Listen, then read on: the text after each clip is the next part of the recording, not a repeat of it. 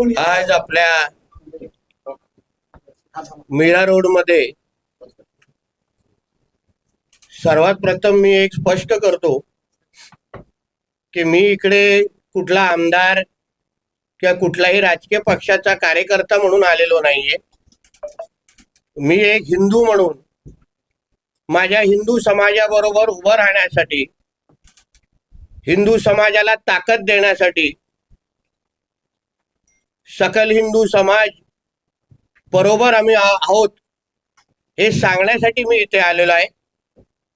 हा दौरा कुठला राजकीय नाहीये, पण माझा समाज, हिंदू समाज, त्याला जे काय वाकड्या नजरेने पाहिलं जात आहे, त्याला जे आव्हान जे दिलं जात आहे, त्यासाठी मीरा रोडच्या हिंदू समाजाला मी विश्वास देतो की तुम्ही बिलकुल घाबरण्याची गरज नाही। आपल्या राज्याचे गृहमंत्री एक कडवट हिंदुत्ववादी आहेत। देवेंद्र फडणवीसजींच्या या सगळ्या घटनेवर फार बारकाईने लक्ष ठेवून आहेत आणि जे जे काय इथे रोहिंगे आणि बांगलादेशी मुसलमान जे काय मस्ती करतायत, नया नगर मध्ये त्यांना असं वाटतंय की तो नया पाकिस्तान म्हणून तिथे ठेवलाय। या कुठल्याही गोष्टी आम्ही सहन करणार नाही हे स्पष्ट संदेश देण्यासाठी आज आमचा हा दौरा इथे लागलेला आहे। मी काही पीडित कुटुंबियांना स्वतः भेटलेलो आहे। एवढी यांची हिंमत आहे की आमच्या बजरंगबलीच्या फोटोवर तोंडात बोट घालून उलटी करण्याची हिंमत हे लोकांनी केलेली आहे। आमच्या माता भगिनी ज्यांचा त्या दिवशीच्या मोर्चामध्ये काही संबंध नव्हता, त्यांना पकडून त्यांना मारलं गेलं आणि मारताना त्यांना हे सांगितलं गेलं की अब क्या तेरा राम बचाने आएगा क्या। मी या जिहाद्यांना सांगतो, तुम्ही माझं ऐकत असाल, हा व्हिडिओ सगळीकडे मुद्दामून बघा। यापुढे अशा पद्धतीने कोणालाही माझ्या हिंदू समाजाच्या कुठल्याही व्यक्तीला वाकड्या नजरेने पाहिलं तर कायदा आणि सुव्यवस्थेची चिंता न करता इथे तमाशा करण्यासाठी आम्ही निश्चित पद्धतीने इथे येऊ। नया नगरचे कोणीही लाड यापुढे करणार नाही। मी आता पोलीस आयुक्तांना पण सांगितलंय की तिकडचे बॅरिकेड 24 तास मध्ये हटवले पाहिजे आणि 24 तास मध्ये अगर ते बॅरिकेड हटवले नाही तर आम्ही स्वतः तिथे जाऊन बॅरिकेड तिथे हटवून टाकणार आणि आम्ही तिथे रस्ता मोकळा करणार।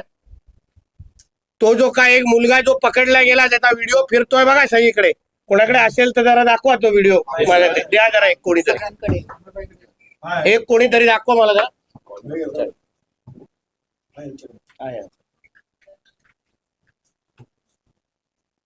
मुद्दामून दाखवायचंय की त्या व्यक्तीचा विषय नाहीये, तो जे काय बोलतोय त्या व्हिडिओ मध्ये।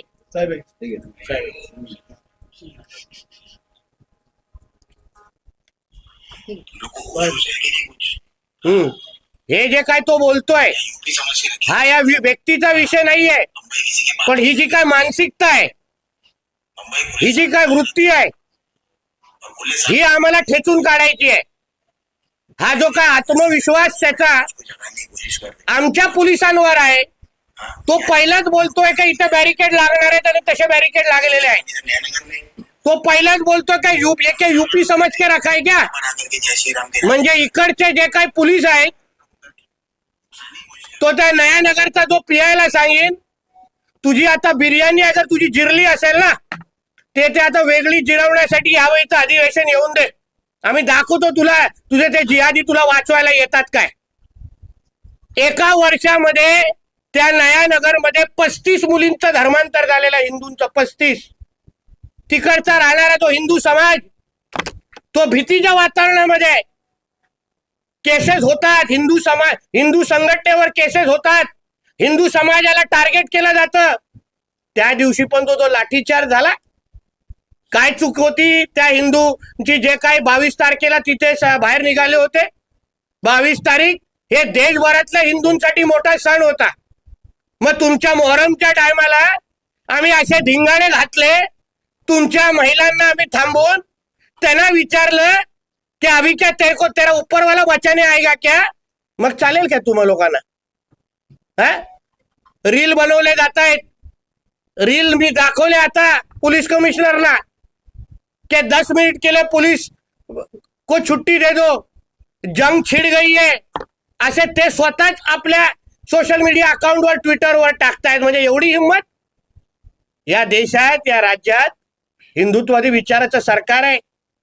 हे काय तुमचं महाविकास आघाडीचं सरकार नाही जे तुम्हाला लाड करणार. इकडे तिकडे नयानगर मध्ये काल परवा जेवढे लोक आतमध्ये जात होते त्यांचे आधार कार्ड चेक केले जात होते. आता यापुढे आम्हाला पण बघायचं आहे ते नयानगरचे कोणाचे लाड होतात. अतिक्रमण आता हटवण्याचे बुलडोजर कोणीतरी चालवलंय, आम्ही असं ऐकलं अतिक्रमण हटवताय.